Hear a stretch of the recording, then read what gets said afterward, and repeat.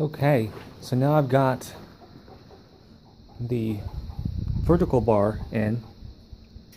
So it's just a piece of the 1.5 inch gas pipe I cut off. It goes all the way down to the bottom. It's tacked or welded there, and then it's tacked up here. And now I've got, this is just an old bracket I had left over from another project, 2 of them. And so, see that I welded them together. I cut the center strip out of them, and that'll be where the third arm attaches there. And I welded that really nicely right there. So now, we'll go ahead and just pour some cement in here and then fill it up with the rocks and put some more cement. And that should hold everything in place pretty solidly. And I don't think I'm going to put any more braces in here. And that should be completed. I wanted to mention I cut the holes in this barrel with the angle grinder.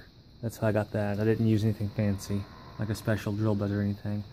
I just cut a big X in there and then bent it out with a pair of vice grips on both sides.